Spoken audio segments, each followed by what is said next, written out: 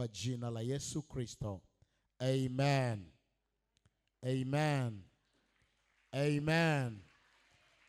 Mungu akubariki, tunaweza kuketi. Mama mchungaji hatuko naye.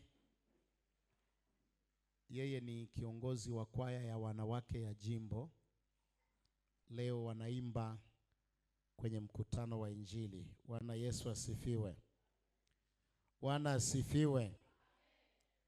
Leo na kesho nilisema nitakuwa na semina maalum, na wenzetu kule Japani waliomba kuhudhuria semina hii, wakaomba turushe vizuri, walifuatilie somo hili. Lakini pia kuna watu kutoka kule Longido na wenyewe wakaomba watufuatilie, na kuna watu kutoka Dodoma wakaomba kutufuatilia, na watu kutoka Mpwapwa Dodoma pia, lakini kuna watu kutoka Zanzibar. Bwana asifiwe. Bwana asifiwe. Kwa ningekuomba, nisingependeza mlivyokaa hivyo. Kaeni mjaze viti kwanza vya mbele, ili pia kuonekana kwenu kuwe kuzuri, kwa sababu kuna watu wanafuatilia na wanataka kuona mlivyokaa. Kwa hiyo jizoeze kwamba usiwe unaacha kiti nyuma mbele yako kilicho wazi. Jaza kwanza viti vyote vya mbele vilivyo wazi, halafu ndio twende tukajifunze. Ni somo kubwa na ni moja ya misingi ya imani ya Ukristo. Lakini kwa sababu ya muda tutajifunza vipengele vichache tu, kwa sababu ni leo na kesho na Jumapili kwenye shule ya Jumapili nitafundisha. Leo nitafundisha kitu kinaitwa sifa 7 za imani. Sifa 7 za imani. Somo linaitwaje?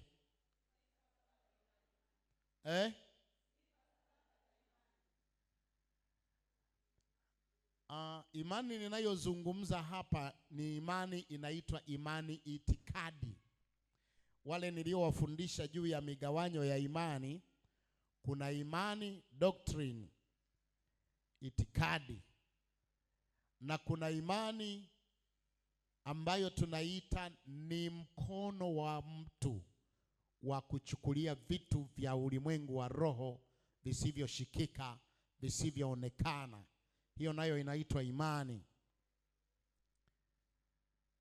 Imani ya kumwendea Mungu. Imani hiyo tunaita ni mkono wa kiroho, au ni mlango wa kiroho wa kusikia na kuona vitu visivyosikiwa na kuona.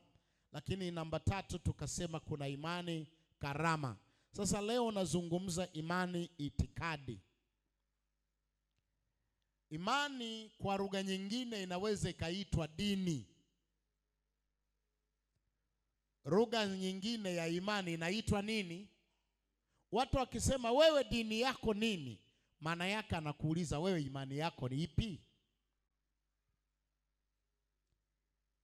Sasa mtu akikwambia mimi dini yangu fulani, maana yake anazungumza imani yake. Sasa nitazungumza sifa 7 za imani ili iwe imani. Unaweza ukalibadilisha ukaliita kwamba sifa 7 za dini ili iwe dini. Dini yoyote duniani, iwe ya kipagani, iwe ya mizimu, iwe ya kichawi, iwe ya mapepo, iwe ya mawe, lazima iwe na sifa 7. Ndio inakuwa imani, au ndio inakuwa dini. Dini kipungukiwa mojawapo ya kitu hiki, sio dini tena hiyo. Sasa nataka nizungumze sifa 7 za imani. Ili iwe imani lazima iwe na sifa 7. Jambo la kwanza, sifa gani Sifa ya kwanza, lazima iwe na matakwa. Andika vizuri, twende vizuri, nitaenda haraka kidogo. Na ninaomba watu kama 3 au 4 wa kusoma maandiko. Lazima iwe na matakwa, madai ya kutimizwa.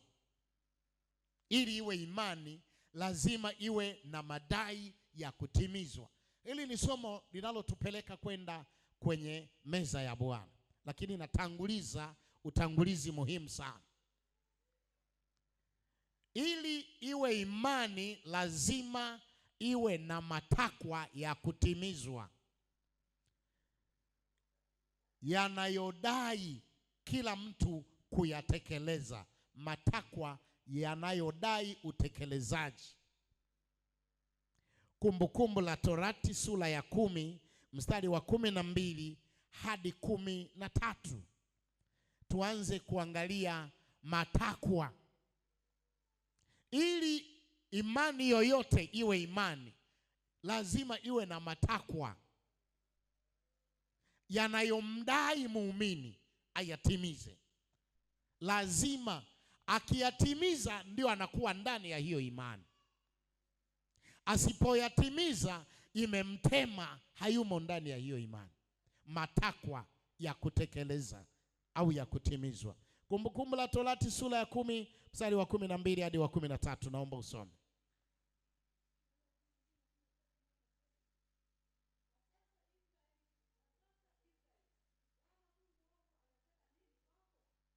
Hebu unasikiliza? Wangapi wamefungua hiyo kumbukumbu la Torati? Fungua hapo uone hiyo kumbukumbu la Torati, hiyo sura ya 10 mstari wa 12 mpaka 13. Hayo yanaitwa matakwa, madai ya kutimizwa. Ili itokee imani ya kufuata, lazima tupate matakwa yanayodai kutimizwa. Hebu soma. Na sasa Israeli, Bwana Mungu wako anataka nini kwako? Bwana Mungu wako anataka nini kwako? Kuna matakwa anayotaka Bwana Mungu wako. Ila umche Bwana. Anachotaka, matakwa yake, umche Bwana Mungu wako. Na kwenda katika njia zake zote. Na uende katika njia zake zote. Na kumpenda. Anataka umpende. Sikilizeni, Bwana sifiwe. Matakwa yanadai Mungu anataka nini kwako. Anataka umpende. Usimwabudu tu kwa sababu ni mkubwa, atakuja kutuhukumu, alituumba, atakwenda kututupa motoni. Umtake, umpende, umwabudu kwa kumpenda. Kama unamwimbia, kwa kumpenda. Kama unamuomba, kwa kumpenda. Kama unampigia makofi, kwa kumpenda. Sio kwa sababu ni sharti. Umpende. Na kumtumikia Bwana. Na anataka umtumikie Bwana. Matakwa Mungu wako kwa moyo wako wote. Anataka umtumikie kwa moyo wote, sio kwa kusukumwa, sio kwa kubembelezwa, sio kwa kulazimishwa. Kwa moyo wako wote, sio kwa masharti. Na kwa roho yako yote. Na kwa roho yako yote. Kuzishika amri za Bwana na sheria zake zinazokuamuru leo, upate uheri. Uzishike amri za Bwana ninazokuamuru leo, ndipo upate uheri. Hayo tunaita nini? Nini? Ili imani iwe imani, lazima pawe na matakwa, hata huko kwa shetani. Alafu ajabu, ngoja niwaambie ukweli huu msioujua. Kitu chochote unachokiona duniani, chochote kibaya na kizuri, kimekopi tu kwa Mungu. Shetani amekopi kwa Mungu. Ukitaka kumwabudu shetani, lazima kuna matakwa. Ukitaka kujiunga Freemason, lazima kuna nini? Matakwa. Ukitaka kujiunga uchawi, lazima kuna matakwa.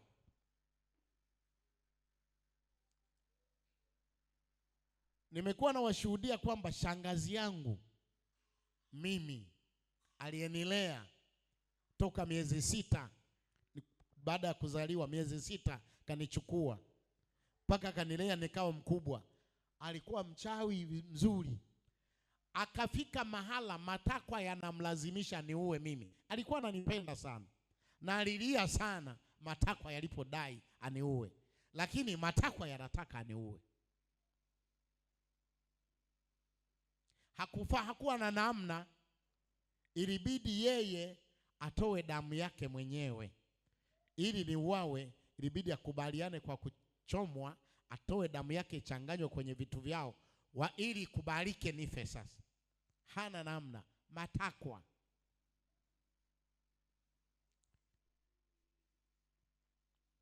Kwa hiyo ili imani iwe imani, jambo la kwanza lazima iwe na matakwa, compress, ambayo waumini au wafuasi watayashika na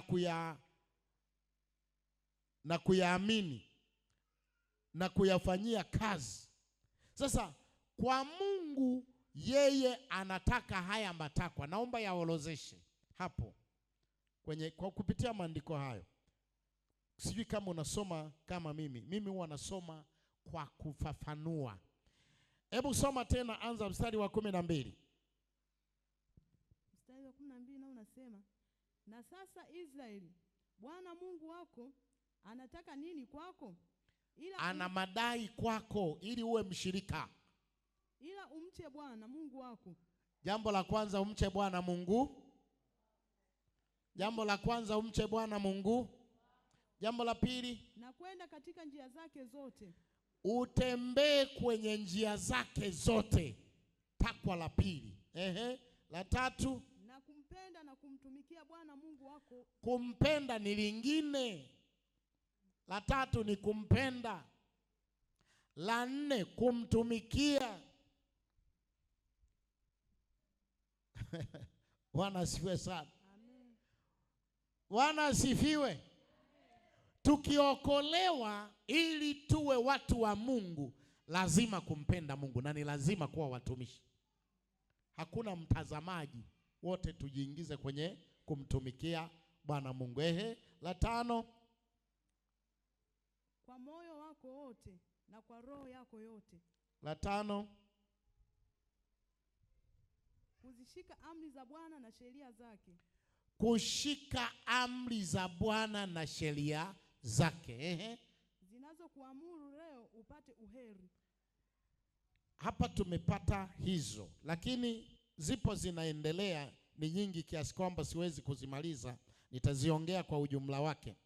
Katika Kumbukumbu la Torati sura ya 4 mstari wa 1 hadi 20 na sura ya 5 mstari wa 1 hadi wa 24, ziko nyingi sasa zimeelezwa matakwa. Sura ya 4 Kumbukumbu la Torati, nitaanza kuzisoma, nikusaidie kidogo binti yangu hapo.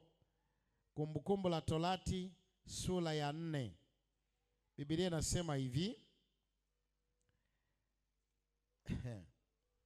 Anasema, na sasa Israeli, zisikilize amri na hukumu niwafundishazo, ili mzitende, mpate kuishi na kuingia kumiliki nchi awapayo Bwana Mungu wa baba zenu.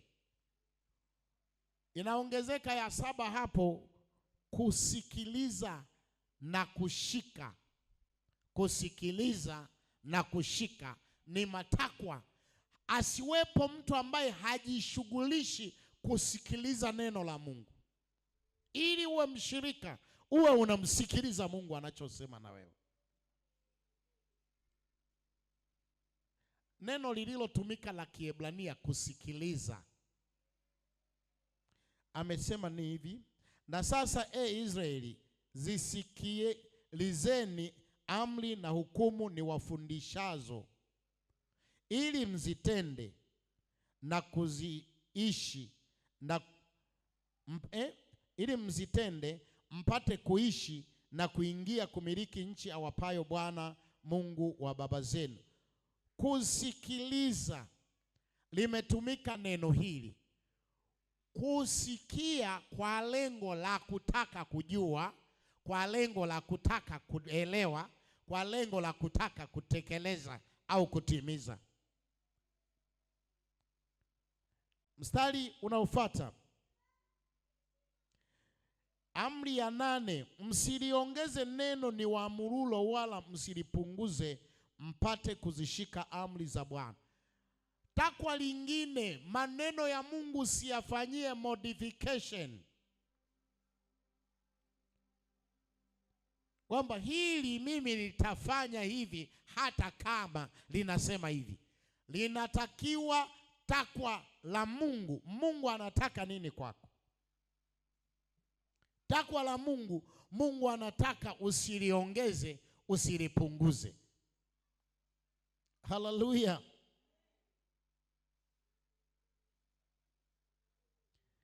Maelezo ya mstari wa 3 yanasema, macho yenu yameona aliyoyatenda Bwana kwa sababu ya Baal-peor, maana wote waliomfuata Baali Peor Bwana Mungu wako amewaangamiza kutoka kati yako. Bali ninyi mlioambatana na Bwana Mungu wenu mnaishi kila mmoja wenu hata leo. Angalieni, nimewafundisha amri na hukumu vile vile kama Bwana Mungu wenu alivyoniamuru, ili mzitende katika nchi mwingiayo ili kuimiliki. Zishikeni basi mkazitende, maana hii ndiyo hekima yenu na akili zenu machoni pa mataifa watakao zisikia amri hizi zote, nao watasema, hakika taifa hili kubwa ni watu wenye hekima na akili. Kwa maana liko taifa gani kubwa lililo na Mungu aliye karibu nao kama Bwana Mungu wetu alivyo kila tumwitapo? Tena liko taifa gani kubwa lililo na amri na hukumu zenye hekima kama Torati hii yote ninayoiweka mbele yenu leo? Lakini jihadhari nafsi yako, ukailinde roho yako kwa bidii, usije ukayasahau. Amri ya ngapi hiyo?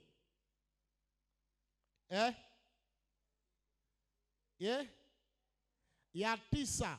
Matakwa ya Mungu, usisahau maneno ya Mungu, usisahau. Hapo utasoma mpaka mstari wa 20. Naomba niruke mimi nisiendelee kusoma. Naomba nisome Kumbukumbu la Torati sura ya 5 mstari wa 1, na nitaishia njiani pia, lakini wewe andika mpaka wa 24.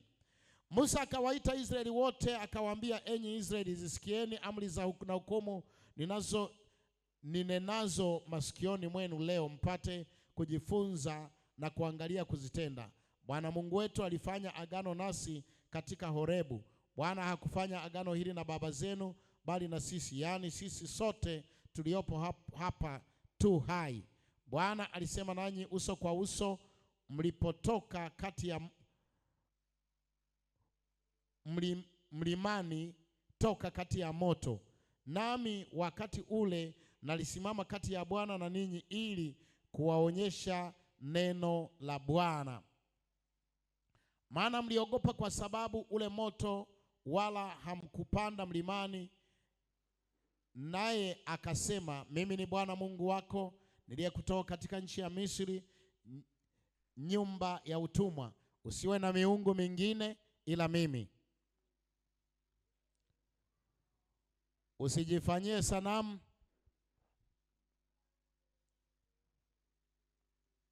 Sijui kuna speaker zimekata. Ni umeme mdogo. Umeme umeshuka kidogo. Jumlisha na hizi, usijifanyie na amri hizi ni matakwa ya Bwana. Niishie hapo. Ninataka kufundisha. Andika sifa ya pili ili dini au imani iwe imani. Sifa ya pili, lazima iwe na kinachoaminika au chenye uhakika. Mimi hapa nimeandika confidence. Sifa ya pili, lazima iwe na kinachoaminika. Ili imani iwe na nguvu, lazima kiwe kitu ambacho hiyo imani inaweza kutegemea pale. Sasa hapa nina mambo mengi ya kusema. Kinachoaminika, kinachoweza kutegemewa kwa nguvu, kwa mahitaji, kwa vita, kwa matatizo. Ili imani iwe imani, baada ya kuwa na matakwa, lazima iwe na kitu ambacho ni sababu ya kutegemea. Unategemea nini? Katika Waebrania sura ya 11 mstari wa 6, sijui kama mtu mmoja atanisomea kwa haraka, lakini nitakwenda kunukuu na maandiko mengine. Imani ya kweli baada ya kuwa na matakwa, yaani huwezi ukafuata tu mimi nimeokoka, haujui matakwa hasa ya wokovu. Mungu ametaka nini? Israeli, Bwana anataka nini kwako? Ukijua matakwa, jaribu kupima yule anayeaminika katika hiyo imani. Yukoje? Anaaminika? Anategemeka? Kwenye mambo ya kutegemeka, andika awe anategemeka kwenye habari ya nguvu. Nguvu. Ategemeke kwenye nguvu. Nguvu zipi hizo? Andika nguvu zote. Sio za giza. Ziwe za giza, ziwe za nuru, nguvu zote anategemeka. Maana yake ni nini? Kama maji yakitaka kukuangamiza kwa nguvu zake, unaweza ukamtegemea akayazidi nguvu maji. Maana yake ni nini? Kama moto ukitaka kukuangamiza kwa nguvu zake, anaweza kutegemeka kwenye nguvu za moto, yeye akawa na nguvu kuliko moto. Maana yake ni nini? Kama sumu ikitaka kukuangamiza, yeye anaweza akategemeka kwenye sumu, akawa na nguvu kuliko sumu. Sijui kama unanielewa. Maana yake ni nini? Kama risasi ina nguvu zake, yeye ukitaka kuangamizwa na risasi, yeye anayetegemeka katika hiyo imani anaweza akategemeka hata kwenye risasi. Haleluya. Haleluya. Haleluya. Maana yake ni nini? Kama mauti ina nguvu, yeye anaweza akategemeka hata kwenye mauti. Haleluya. Haleluya. Hebu soma hiyo 11:6 Waebrania. 11:6 inasema, lakini pasipo imani haiwezekani kumpendeza. Kwa maana mtu amwendeaye Mungu lazima aamini kwamba yeye yuko, na ya kwamba huwapa thawabu wale wamfuatao. Lazima aamini ya kwamba Mungu tunayemwamini yupo na anategemeka kwa wale wanaomtegemea. Anategemeka. Wanasiwe sana. Si ingekuwa kama unaelewa kama mimi ninavyoelewa. Ningekuwa mimi ndio nasikiliza, ningekuwa napiga makofi. Sikwambii upige makofi, najisemea mimi. Ningekuwa mimi ndio nahubiriwa, ningekuwa napiga makofi, ningekuwa napiga vigeregere, kwa sababu imekaa vizuri kwamba anayeaminika kwenye imani, lazima anayeamini awe akimchunguza kwamba kama nikikumbana na moto, ndani ya moto naweza kumtegemea, akawa na nguvu kuliko moto.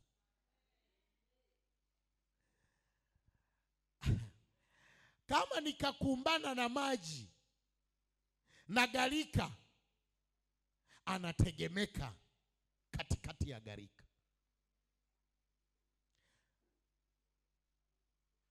Nisome maandiko nafikiri ili kutusaidia wengi. Naomba nisome Isaya 43. Nianze kusoma mstari wa kwanza. Lakini sasa Bwana aliyekuhuruku, Yakobo, yeye aliyekuumba, Israeli, asema hivi, usiogope. Huyu Mungu anategemeka. maana nimekukomboa. Nimekuita kwa jina lako, wewe u wangu. Upitapo katika maji mengi, nitakuwa pamoja na wewe. Anategemeka. Yaani naweza nikapita mahala ambapo watu watasema aya, aish, wanalia kwamba anakufa, yeye atakuwa pamoja na mimi. Anategemeka. Haleluya.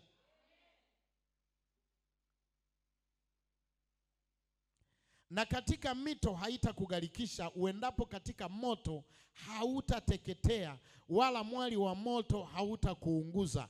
Maana mimi ni Bwana Mungu wako, mtakatifu wa Israeli, mwokozi wako. Nimetoa Misri kuwa ukombozi wako, nimetoa Kushi na Seba kwa ajili yako. Kwa kuwa ulikuwa wa thamani machoni pangu na mwenye kuheshimiwa, nami nimekupenda. Kwa sababu hiyo nitatoa watu kwa ajili yako na kabila za watu kwa ajili ya maisha yako. Usiogope, maana mimi ni pamoja nawe.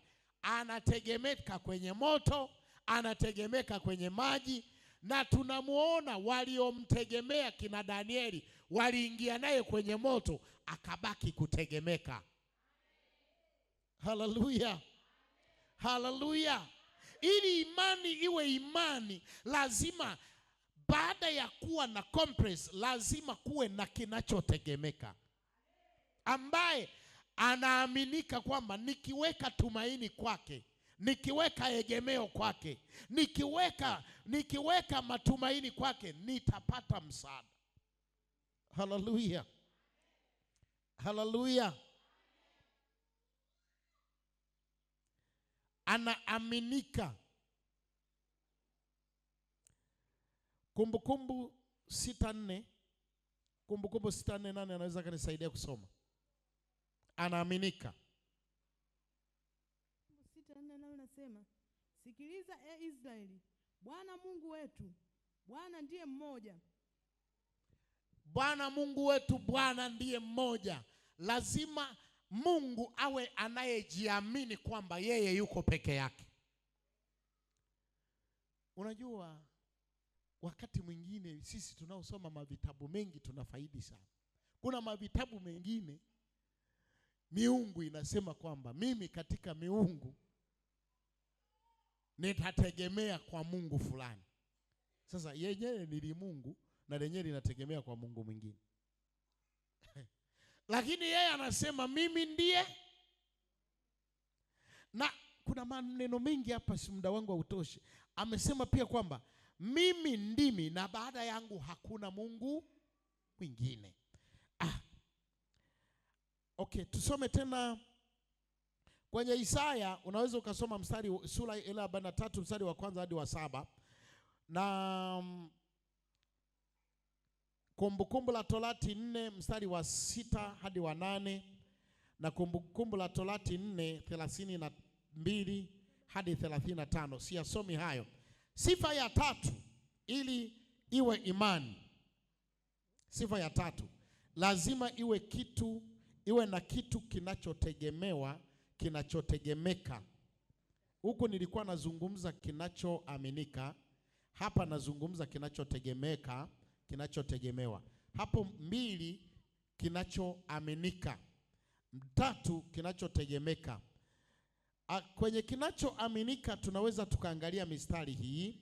Yohana 7:37 hadi 41. Yohana 7:37 hadi 41. Na mwingine asome Yohana 4:10 hadi 26. Alafu unasoma na wa 23. Maandiko ni mengi, utasoma tu. Hebu soma kama tunaweza kugawana hizo Yohana, wasome watu wawili tofauti. Anza uliyefungua Yohana 7. Yohana 7:37 nayo nasema, hata siku ya mwisho, siku ile kubwa ya sikukuu, Yesu akasimama akapaza sauti yake akisema, mtu akiona kiu na aje kwangu anywe. Aniaminie mimi, kama vile maandiko yalivyonena, mito ya maji yaliyo hai inatoka ndani yake. Na neno hilo alilosema katika habari ya Roho, alilisema katika habari ya Roho ambaye wale wamwaminio watampokea. watampokea baadaye. Ategemeka, anasema mtu yeyote akiona kiu, akitaka kutoshelezwa, akitaka kushibishwa mahitaji yake, njaa zake, shauku zake, akitaka ashibishwe, mtu yeyote aje kwangu. Anaaminika, anasimama kwa kuaminika kwamba naweza kumtosheleza kila mtu kiu yake. Kuna watu wanashindwa kumwelewa Yesu Kristo, wanafikiri Yesu Kristo anatosheleza watu kadhaa na wenye malengo kadhaa, bali Yesu anaangalia shauku, kiu ya mtu, anataka ujazo kwa kiu, anatoshelezwa. Lakini na maandiko machache hapa ambayo nitaka kuyasoma hapa. Zaburi 27:3. Na mwingine asome Mithali 3:5. Tunaangalia kutegemewa. Zaburi 27:3 mstari nao unasema, jeshi lijapojipanga kupigana nami, moyo wangu hautaogopa. Vita vijaponitokea, hata hapo nitatumaini. Mungu anatumainika katikati ya mabaya. Haleluya. Haleluya.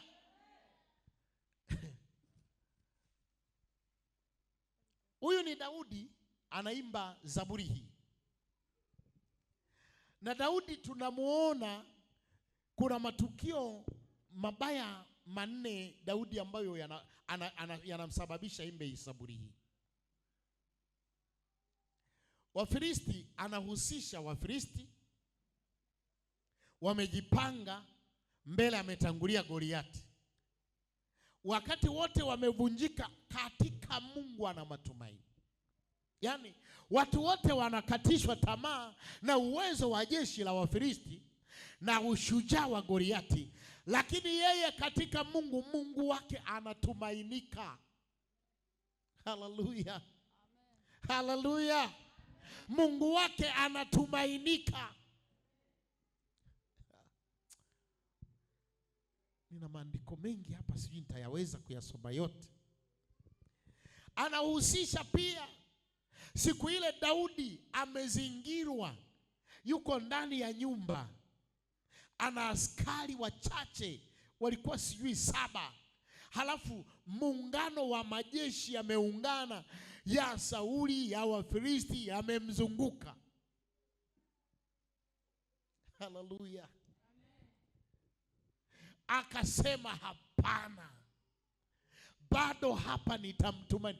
Anasema jeshi lijapojipanga kupigana nami, hata hapo nitatumaini. Mungu wake anatumainika popote, katika mazingira yoyote. Haleluya.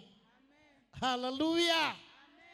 Watu wote waseme vibaya juu yako, waseme ufe, waseme usulubiwe, waseme uwawe, wapige kelele kwa nia moja, Mungu wetu anatumainika. Hatishwi na wingi, hatishwi na nguvu, yeye anatumainika. Haleluya. Hebu nisome maandiko haya. Kuna maandiko hapa nilitamani kuyasoma katika Wafalme wa Pili sura ya 18. Soma mstari wa 5. Halafu Luka usome mstari wa 22. Wafalme wa Pili sura ya 18. Na mwingine anifungulia Zaburi sura ya 46 mstari wa kwanza peke yake. Zaburi sura ya 46 mstari wa kwanza peke yake. Ili imani yako iwe imani, iwe na Mungu anayetumainika, anategemeka. 18:5 nayo nasema, alimtumaini Bwana Mungu wa Israeli, hata baada yake hapakuwa na mfano wake katika wafalme wote wa Yuda, wala katika Haleluya. Haleluya. Alimtumaini Bwana Mungu wa Israeli, akashinda. Hata baada yake hapana mfano wa wafalme katika Yuda aliyeshinda kwa kishindo. Yuda ni makabila mawili, sio kama mnaelewa. Samaria ni makabila 10, lakini Yuda ndiye anapigwa na Ashuru. Hebu nisome maandiko kidogo nikusaidie kuelewa dini anazungumza hapa. Wafalme wa pili sura ya 19, hebu anza kusoma mstari wa 10. Mstari wa 10 nao unasema, mwambieni Hezekia mfalme wa Yuda maneno haya ukisema, asikudanganye Mungu wako unayemtumainia.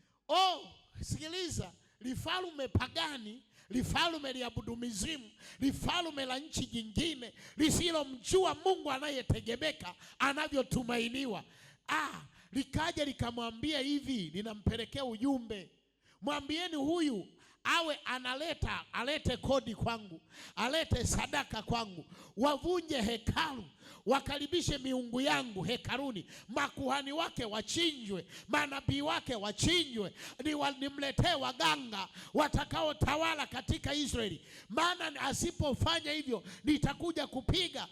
Hezekia anasema hapana.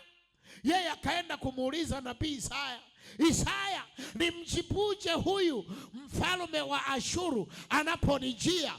Akasema hivi, mwambie liko tumaini kwa Bwana Mungu wetu wa Israeli, anatumainika.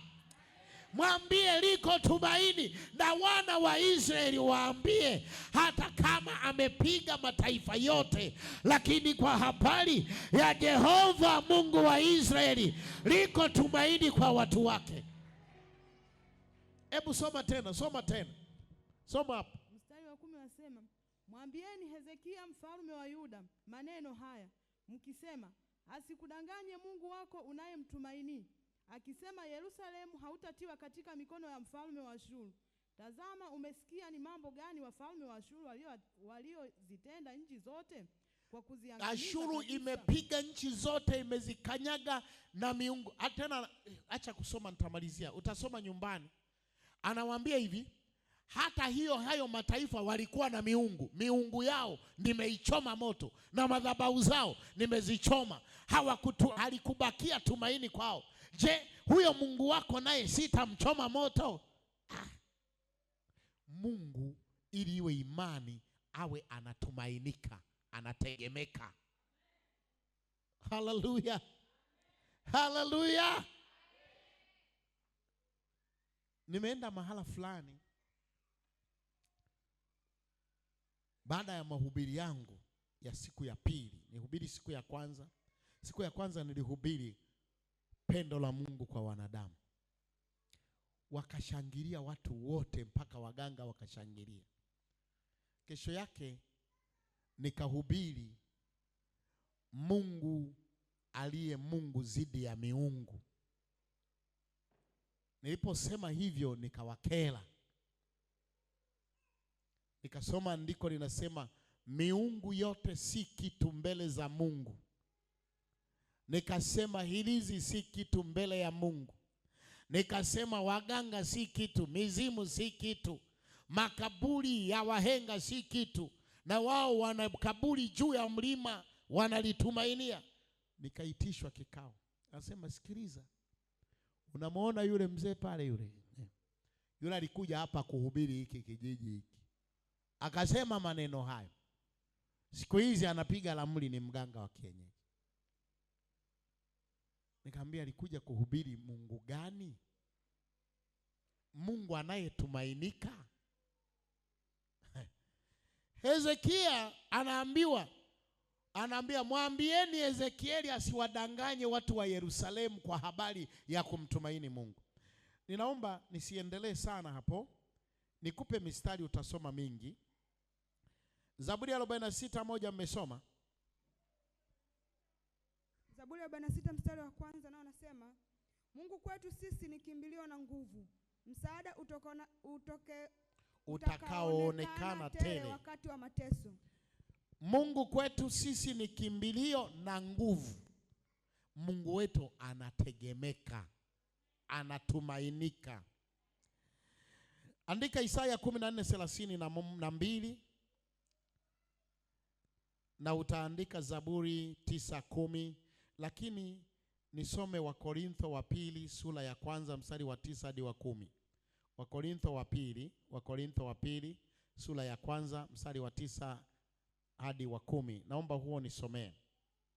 Mstari wa 9 na wa 10 nao unasema, naam, sisi wenyewe tulikuwa na hukumu ya mauti katika nafsi zetu, ili tusijitumainie nafsi zetu, bali tumtumaini Mungu awafufuaye wafu. Haleluya.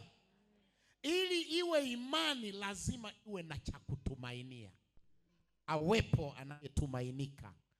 Sisi anasema sisi wenyewe tulikuwa hatuna chochote, tusingejitumaini, lakini katika Kristo tunamtumainia yeye ambaye anaweza kufufua hata wafu. Sifa ya 4, ili imani iwe imani, sifa ya 4 lazima iwe na kitu kinachoheshimika, kilichotukuka. Sifa ya 4 lazima iwe na kitu kinachoheshimika au iwe na utukufu. Haleluya. Ili imani yoyote iwe imani, lazima idai utukufu, na sio tu idai, ionyeshe utukufu. Maana kuna vingine vinadai utukufu lakini haviwezi kutoa utukufu. Lazima idai utukufu na itoe utukufu.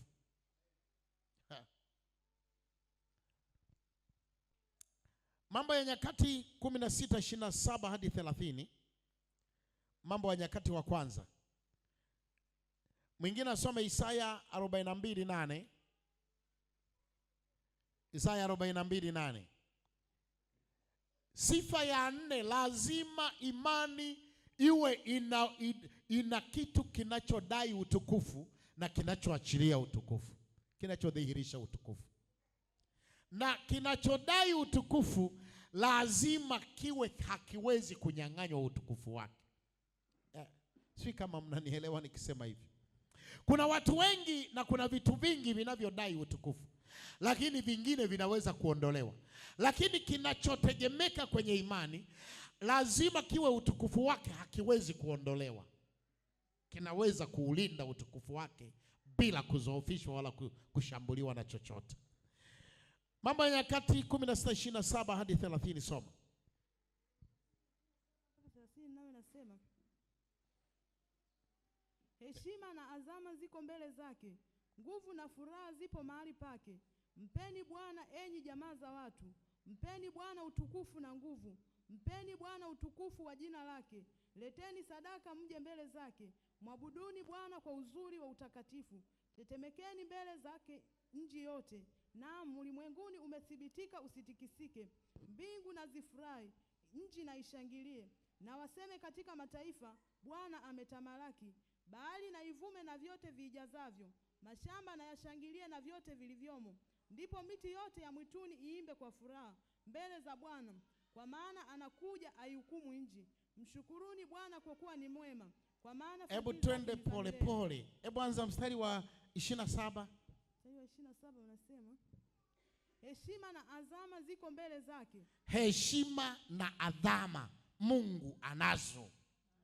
Hahitaji, hawezi akaondolewa utukufu wake. Anao, anamiliki utukufu. Haleluya. Haleluya. Akisimama popote yeye ni mkuu. Anaheshimika, ana utukufu, ana nguvu. Hebu endelea. Nguvu na furaha zipo mahali pake. Nguvu na furaha zinatokea kwake, ndio chanzo cha nguvu zote. Yeye Mungu ndiye chanzo cha kila kitu kinaitwa nguvu. Iwe nguvu ya jua, chanzo chake ni Mungu. Iwe nguvu ya ngurumo, chanzo chake ni Mungu. Iwe nguvu ya nyota na mwezi, nguvu za bahari, yeye kwake ndio hutoka nguvu. Huyu ndiye Mungu, ana utukufu wake. Mpeni Bwana enyi jamaa za watu. Sababu ya kumwabudu jamaa zote za wanadamu, dini zote za wanadamu, lugha zote za wanadamu, walemavu na wazima, wenye afya na wenye wanaoumwa, yeye anastahili kuabudiwa. Yeye ndio mwenye utukufu na adhama, Mungu. Haleluya. Haleluya. Yeye peke yake ndio ametukuka, ana utukufu, ana nguvu, ana adhama, anatoa chochote. Hebu soma. Mpeni Bwana utukufu na nguvu. Mpeni Bwana utukufu wa jina lake. Leteni sadaka mje mbele zake. Huyu anastahili kupewa hata sadaka, watu wote wakatoa matoleo kwake, wakaabudu kwake, kwa sababu yeye ana utukufu, ametukuka. Sio wale wanaotengenezewa sifa za kutengenezewa. Yeye ana sifa zake anazozimiliki kama Mungu. Yeye hata ukiabudu kwake uko sahihi, maana ana utukufu. Endelea. Mwabuduni Bwana kwa uzuri wa utakatifu. Tetemekeni mbele zake nchi yote. Naam, ulimwengu umethibitika usitikisike. Dunia, utukufu wake hauna haja ya kupekua. Ameitengeneza dunia. Nyinyi mnajenga magorofa yanabomoka, rami zinabomoka. Alikuwa ananishuhudia Mlalila juzi, alikuwa anashuhudia Uswizi. Uswizi ndio nchi pekee duniani iliyojengwa vizuri kuliko dunia nzima. Nilikuwa naongea na mtu mmoja hapo, akawa ananiambia Uswizi ukiendesha gari huwezi ukajua kama inaenda au haiendi. Yaani huko spidi 240 lakini utafikiri gari imesimama. Lakini nako kuna bomoka. Yeye Mungu alitengeneza dunia, haijawahi kukreki, haijawahi kupata ufa, haijawahi kupata uharibifu, haijawahi kupata dosari. Toka alivyoitengeneza mamiaka mamilioni elfu, vitu vyote utengenezwa uharibika. Yeye mpeni utukufu, mwabuduni yeye. Yeye aliumba vitu visivyotikisika, ameweka hebu shangaa. Haleluya. Haleluya. Sikiliza, nataka kuzungumza tunapokwenda meza ya Bwana. Kuna mambo yanayotaka tuyatimize kwa kutambua tunamwamini Mungu wa namna gani. Haya hatuyatimizi tu kama utaratibu, kwa kujua Mungu aliyeyaagiza matakwa. Haleluya. Haleluya. Haleluya.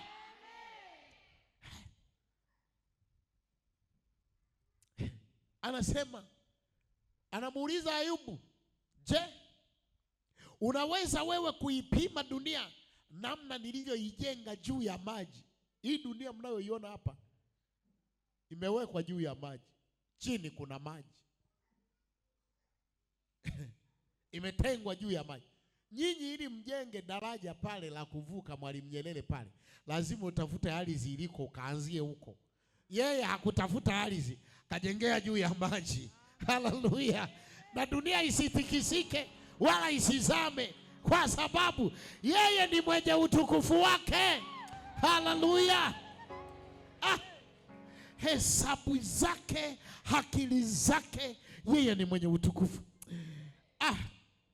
Naomba mmoja asome Isaya 42:8. Isaya 42:8 nayo nasema, mimi ni Bwana ndilo jina langu, na utukufu wangu sitampa mwingine, wala sitawapa sanamu. Haleluya. Haleluya. Mungu ana utukufu wake ambao hauondolewi. Hauondolewi. Sisi watu wanaweza kumpigia kula mtu kuwa rais, baadaye wakamtukana. Wakamwondolea heshima yake. Haleluya. Lakini Mungu ni Mungu, yeye utukufu wake haubebwi na chochote. Anabaki nao, anasimama nao. Kutoka 14 mstari wa 4. Kutoka 14 mstari wa 4.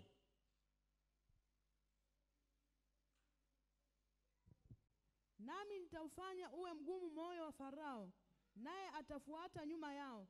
Nami nitajipatia utukufu kwa Farao na kwa jeshi lake lote. Mungu hujipatia utukufu katika kila tukio. Mungu hakuna mahala atakosa utukufu. Mungu atajitwalia utukufu katika kila jambo la mwanadamu. Mkipigana vita, yeye anajitwalia utukufu. Haleluya. Anasema nitaufanya mgumu moyo wa Farao, apishe kwamba tena. Ukisoma sura ya 7 sura ya 17 sura ya 7 ya kitabu cha Kutoka, Farao anauliza huyo Musa alipomwambia Mungu amenituma, akamwambia huyo Mungu ni nani? Mungu akamwambia Farao atajua kwamba mimi Mungu ni nani, nitajitwalia utukufu mbele yake. Haleluya. Nitaufanya moyo mgumu. Na ninapenda nikwambie hivi, kubali maisha yako yampe Mungu utukufu. Kubali katika hali zote, mpe Mungu utukufu. Wakati unaumwa, mpe Mungu utukufu. Wakati umefilisika, mpe Mungu utukufu. Wakati unateseka, mpe Mungu utukufu. Kwa sababu usipompa Mungu utukufu kwa namna yoyote, yeye atajitwalia utukufu, halafu wewe hautapata chochote. Lakini ukimpa utukufu, Bwana atasimama akutendee kwa ukarimu. Nitaufanya mgumu moyo wa Farao, halafu nitaujitwalia utukufu mbele yake. Wakati anavimba anasema mimi ni mfalme mkuu wa Misri, ninatawala dunia. Tena akajiita serikali ya chuma, serikali ya mfalme wa chuma. Ndio maana Mungu anasema nimewatoa kwa mkono ulio hodari katika mikono ya chuma, kwa sababu mfalme wa Misri alijiita yeye ni nguvu ya chuma kwa sababu ya ugumu na nguvu zake. Na akasema nitamfanya ajiangalie kwamba ana nguvu, ili nitangaze nguvu zangu, nimwondolee utukufu, nijitwalie utukufu wangu. Haleluya. Hakikisha unampa Mungu utukufu katika maisha yako. Hata kama unaumwa, mpe Mungu utukufu. Hata kama hujala, mpe Mungu utukufu. Hata kama umefilisika, mpe Mungu utukufu. Hujaolewa, mpe Mungu utukufu. Huna kazi, mpe Mungu utukufu. Huna mtoto, mpe Mungu utukufu. Huna cheo, mpe Mungu utukufu. Hujajibiwa maombi, mpe. Yeye atajitwalia utukufu popote. Hata jangwani atatoa utukufu wake. Haleluya. Haleluya. Hebu soma Kutoka 14 mstari wa 17. Mstari wa 17. Kutoka 14 mstari wa 17. Nami tazama, nitaifanya mioyo ya Wamisri kuwa migumu, nao wataingia na kuwafuatia, nami nitajipatia utukufu kwa Farao na kwa jeshi lake lote. Baada ya Israeli kuwatoa wakitoka, nitawafanya Wamisri wawe na mioyo migumu, wawafate kwamba tunaenda kuwarudisha. Wakiwafuatia, kumbe hata majaribu yanayonifuatilia Mungu anataka jitwalie utukufu juu yangu. Kumbe hata matatizo yanayonifuatilia Mungu amelenga jitwalie utukufu. Atakapowaangusha adui zangu, atakapowazamisha kama mawe kwenye vilindi vya maji, na mimi nikitoka salama, Bwana atajitwalia utukufu. Sikiliza, Mungu ni ili iwe imani, lazima iwe inayoweza kudai na kutunza na kutoa utukufu. Nina maandiko mengi, siwezi kuyasoma yote. Kutoka 16:7 hadi 10. Kutoka 16:7 hadi 10. Kutoka 16 mstari wa 7 hadi 10 nao nasema, na asubuhi ndipo mtakapouona utukufu wa Bwana, kwa kuwa yeye asikia manunguniko yenu mliomnungunikia Bwana. Nilisema hivi, hata kama una tatizo, hakikisha unampa utukufu Mungu, kwa sababu usipompa atauchukua, hata kubali ukose. Atauchukua kwa njia ambayo wewe itakuumiza. Bora ukimpa, atapokea utukufu kwa njia ambayo wewe itakusaidia. Haleluya. Zakaria 2:5. Zakaria 2:5. Mwingine afungue Ufunuo 1:6, mwingine afungue Ufunuo 1:6, na mwingine afungue, anaweza kaandika tu Timotheo wa pili 4:18, Timotheo wa pili 4:18, na mwingine ataandika tena, andika Waebrania 1:3. Kwa maana mimi, asema Bwana, nitakuwa ukuta wa moto kuuzunguka pande zote, nami nitakuwa huo utukufu ndani yake. Haleluya.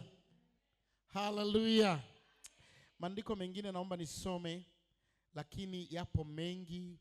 Unaandika Yohana 1:14. Ninaomba hayo nisiyasome.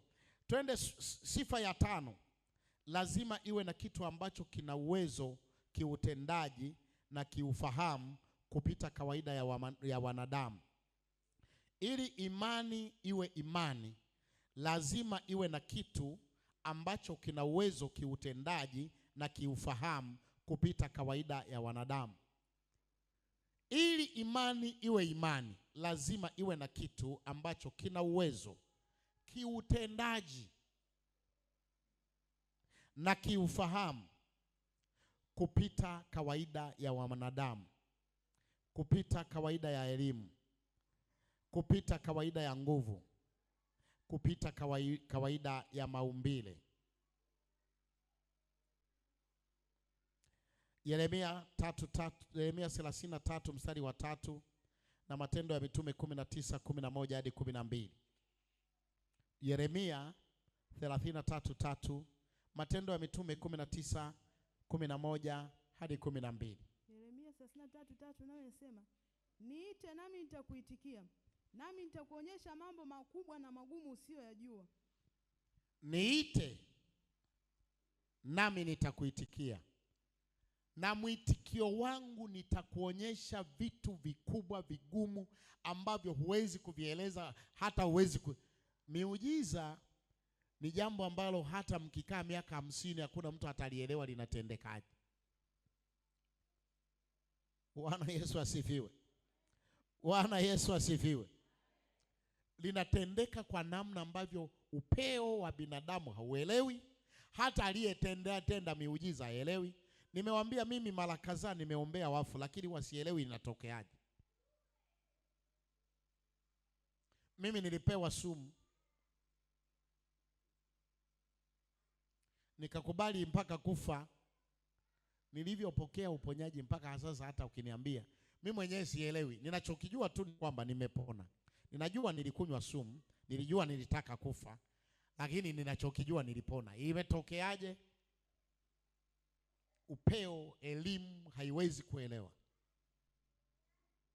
Matendo ya Mitume 19:11 hadi 12. Matendo ya Mitume 19:11 hadi 12 na wanasema, Mungu akafanya kwa mikono ya Paulo miujiza ya kupita kawaida.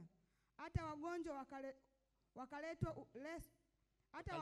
wakaletewa leso na nguo zikatoka mwilini mwake. Magonjwa yao yakawaondokea, pepo wachafu wakawatoka. Haleluya. Nishi hapo. Sifa ya 6, lazima iwe na mambo matakatifu na vitu vitakatifu. Sifa ya imani yoyote lazima iwe na mambo matakatifu na vitu vitakatifu. Sifa ya imani yoyote. Namshukuru Mungu ambaye ananipa neno la Mungu kwa ufasaha, kwa weredi, linaingia ndani yako ili ujue kitu ambacho ndicho imani. Lazima iwe na mambo matakatifu na vitu vitakatifu.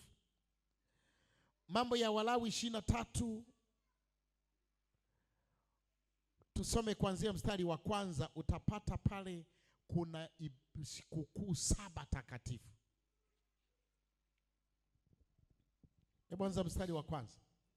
Kisha Bwana akanena na Musa akamwambia, nena na wana wa Israeli, na kuambia sikukuu za Bwana ambazo mtazipiga mbiu kuwa ni makusanyo matakatifu. Ni makusanyiko matakatifu. Mtazipigia mbiu kuwa ni makusanyiko matakatifu. Ni makusanyiko.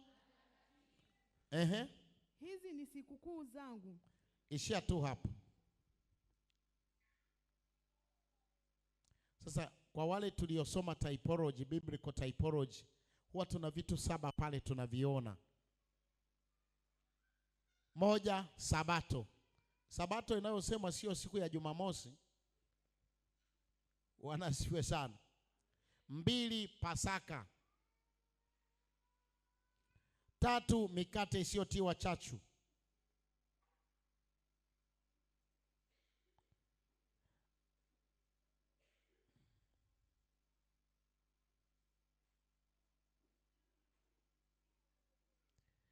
4, malimbuko.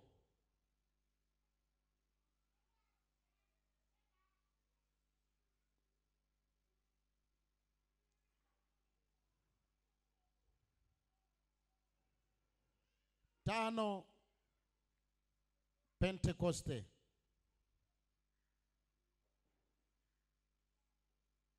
6, vibanda.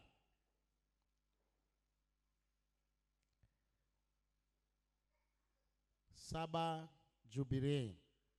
Bwana asifiwe sana.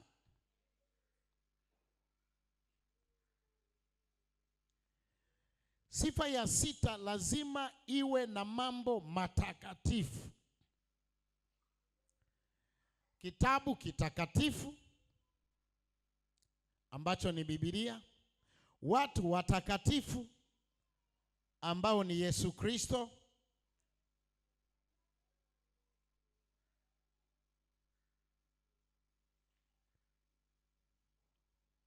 ukiri wa imani,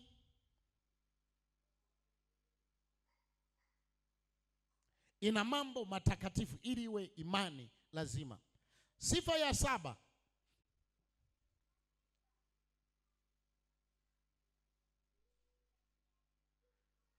lazima iwe na mambo maalumu na ibada maalum.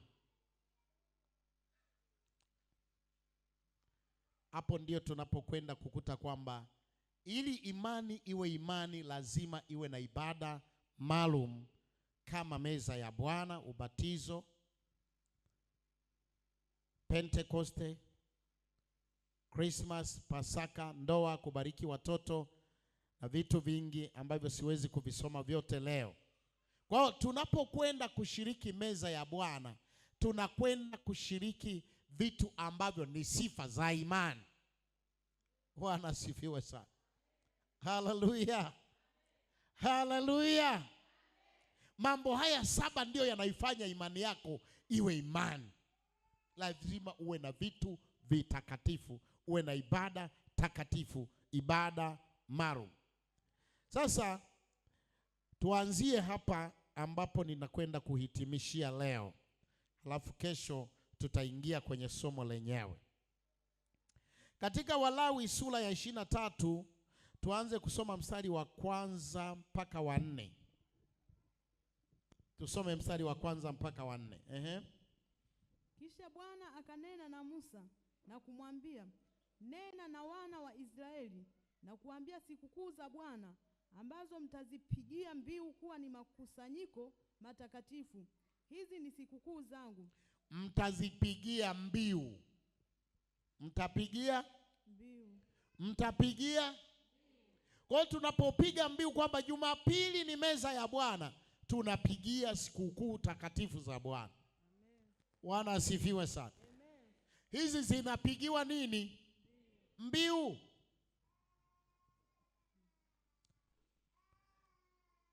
Haya, ishia tu. Umesoma mpaka wa 4? Bado sijamaliza. Mtafanya kazi siku 6, lakini siku ya 7 ni sabato ya kustarehe kabisa, kusanyiko takatifu. Msifanye kazi ya namna yoyote, ni sabato kwa Bwana katika makao yenu yote. Sikukuu za Bwana ni hizi, ni makusanyiko matakatifu ambayo mtayapigia mbiu kwa nyakati zake. Naomba nianze kufundisha yafuatayo. Mungu aliwaambia wana wa Israeli ni lazima kila muumini kusherehekea hizi sikukuu, kushiriki ibada maalum hizi. Asiwepo mtu asiyeshiriki ibada hizi. Na kila ibada ilikuwa na makusudi yake. Sasa leo nitaanza utangulizi mdogo ambao tutaendelea nao kesho. Andika hivi: kusherehekea sikukuu kulikuwa na maana kubwa ya kiibada na uchaji. Hakukulenga kujifurahisha kwa mavazi na chakula, bali kulikuwa ni alama ya uchaji na ibada. Nataka niyarudie haya maneno. Kusherehekea sikukuu kulikuwa na maana kubwa ya kiibada na uchaji.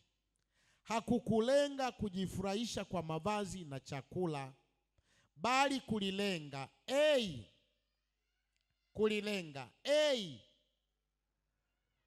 kujihudhurisha mbele za Mungu. Kujihudhurisha mbele za Mungu. Katika kujihudhurisha kulihusisha mambo yafuatayo. Moja, Mungu aje kati yao.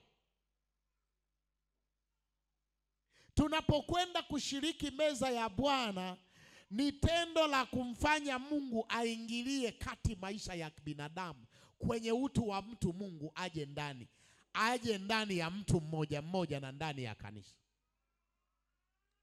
Bwana asifiwe sana. Sio tendo tu la kiitikadi, lina maana yake kubwa, na tutaona vizuri kesho. Mbili, wao wahudhurie ndani au mbele za Mungu. Wao wahudhurie mbele za Mungu.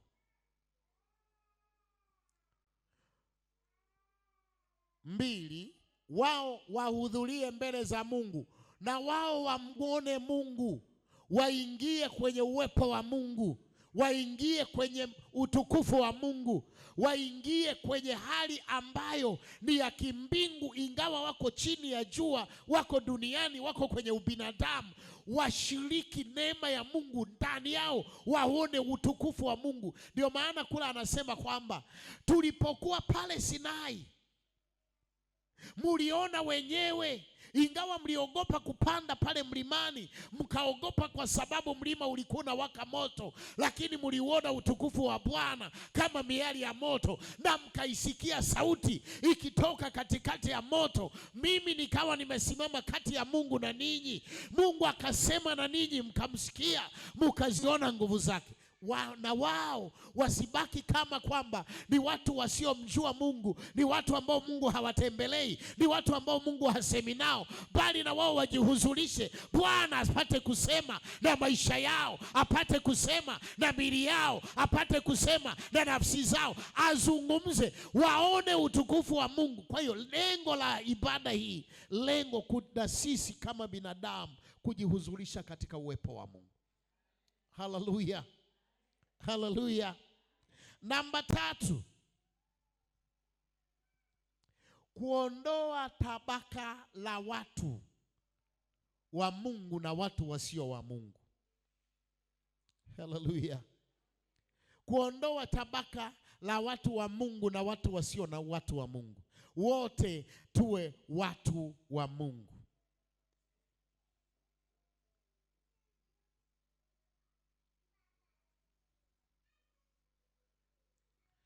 Na katika hiyo namba 3 andika hivi: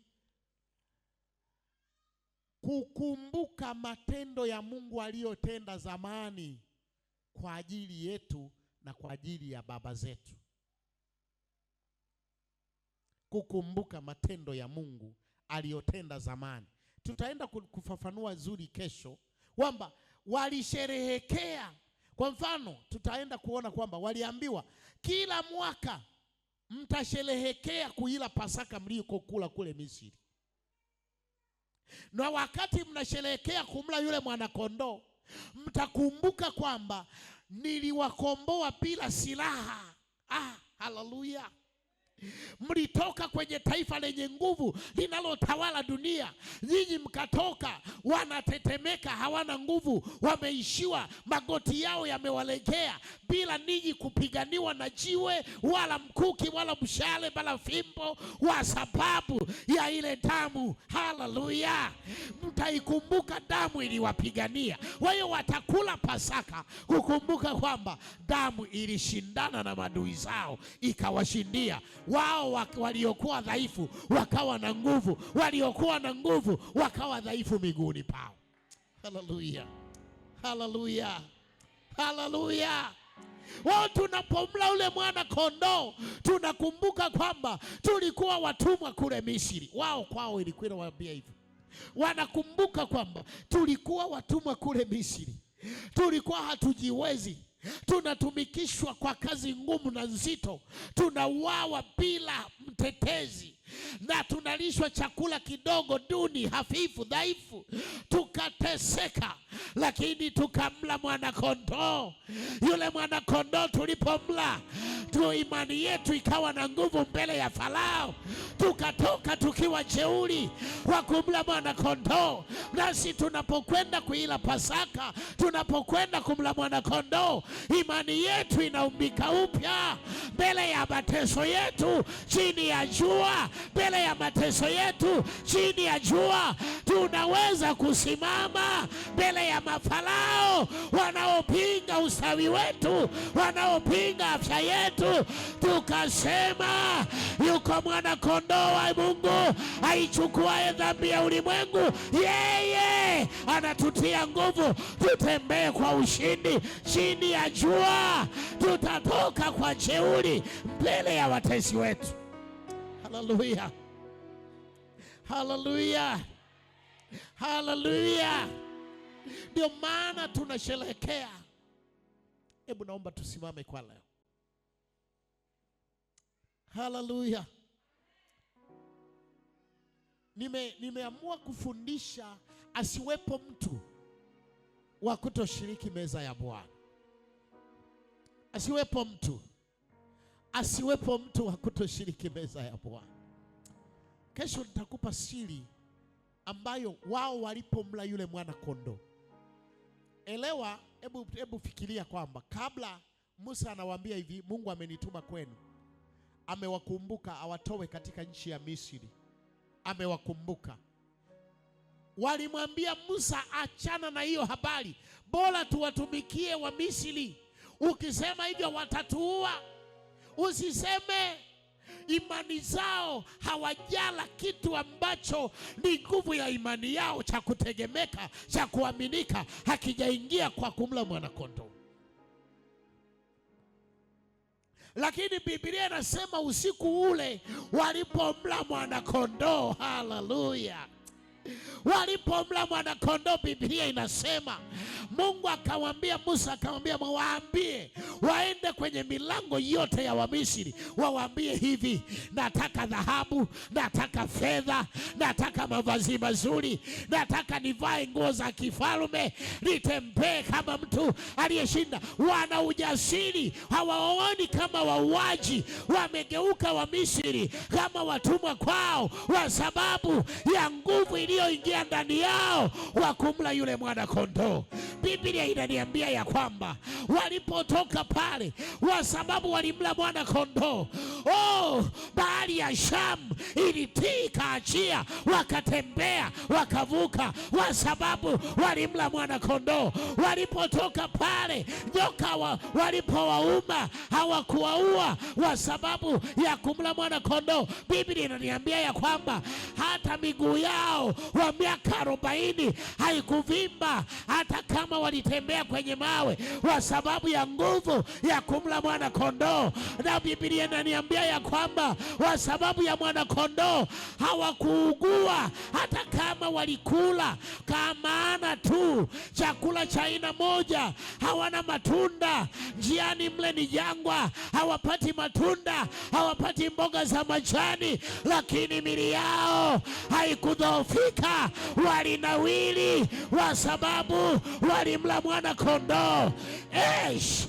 Hebu ninatamani, haleluya, haleluya, hebu inua mikono yako namna hii. Hebu kamshukuru Mungu aliyemtuma Yesu Kristo aje kuwa mwana kondoo wa kuuawa kwa ajili yako.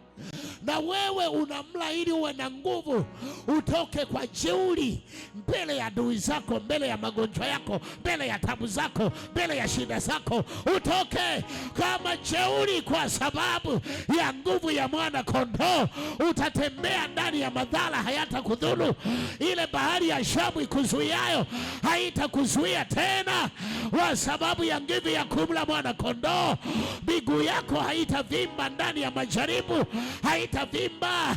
Ye mwana kondoo naye mla Pasaka wa kweli Yesu Kristo ambaye ametolewa. Hebu nenda kamshukuru Mungu, mwambie Yesu, mimi ninakuja kwako. Wewe ni mwana kondoo wa Pasaka yangu. Wewe ndio mlango wangu wa kushinda Farao wangu, malango ya Misri, wafalme wanaonipinga, wafalme wanaonitesa. Ninakwenda kula ngidhi ya mwana kondoo. Karibu shakaria.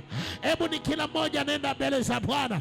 Paza sauti yako ukamwombe Mungu katika ibada hii tunakoelekea kushiriki meza ya Bwana.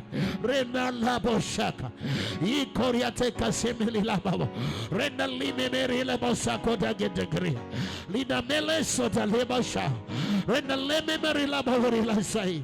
Riko kokorata kapola sika. Renda limende liboja. Rikoria takeseri lebo. Landa riabele labo. Roho Mtakatifu unakwenda kumdhihirisha Yesu Kristo ambaye ndio mwana kondoo wa Mungu aichukue dhambi ya ulimwengu. Mwana kondoo wa kutia nguvu imani za watu wasiogope kutoka pale walipo, wasiogope kuwaendea wa Misri, wasiogope kuwaendea wa Misri, kuchukua dhahabu, kuchukua mavazi, kuchukua masufuria, kuchukua mali zao kwa sababu ya mwana kondoo. Ritakareboshi keleboriala rina lenseme kota kesi rite koria liba shina relaba la le koria tekasike roho Bwana ikenene laboria tekoseli boriala. Emruhusu roho wa Mungu akusaidie, jihusishe.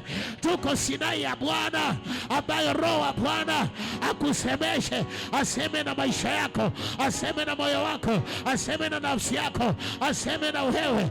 Ila la babasha lenda lemo koria takate ritakosimeri na lema moriala rikori de gorila beborela babasha ratakoseni meri le berela boria tarilaba rikoria takosere la babo. Roho Yesu Kristo, wewe uliye Pasaka wetu, wewe uliye mwana kondoo mingi, wewe ambaye umemwaga damu yako rikakoria nene singoria ndani la moshi itanabele moria darama itaseni na nikoriata itaromo shari rako itariembe lima mori koreta rapa ratariembere la moshe. Neema yako mingi juu ya watu wako.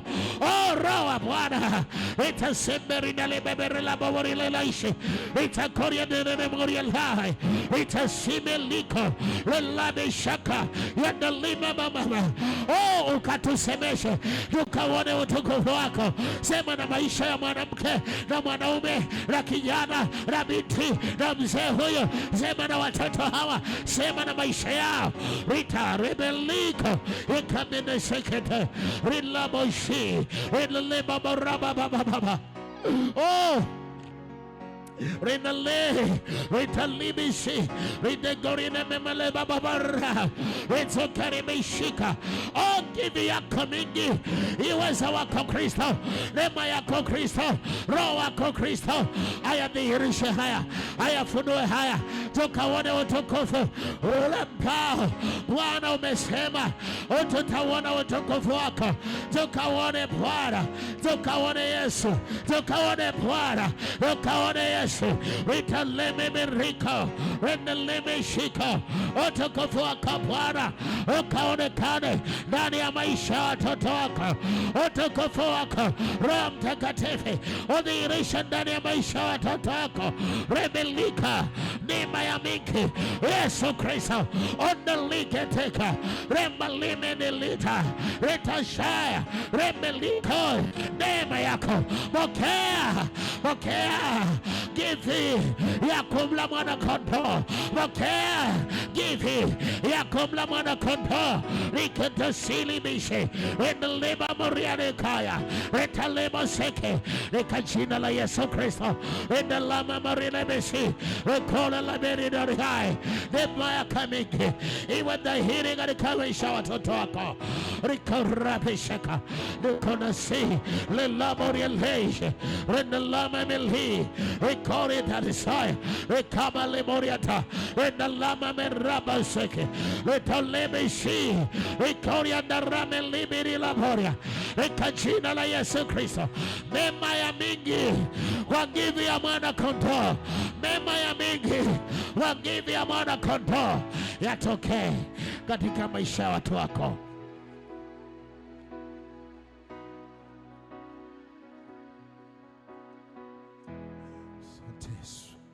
Asante Yesu, asante Yesu.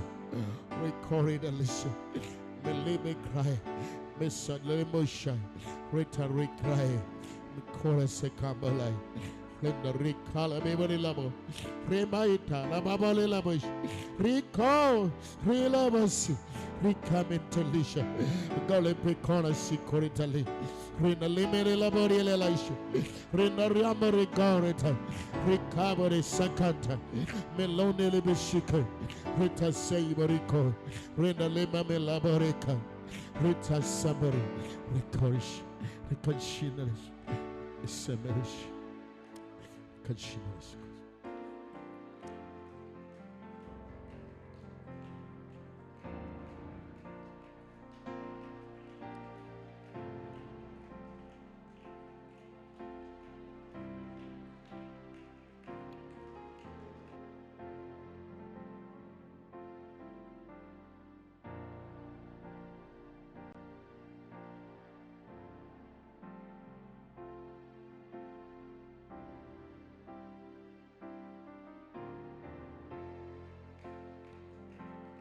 Baba, asante kwa neno lako, asante kwa watoto wako, kwa wewe ni mwema, katika jina la Yesu Kristo, amen. Kesho tutaendelea saa 10 kamili. Karibu wazee wa kanisa.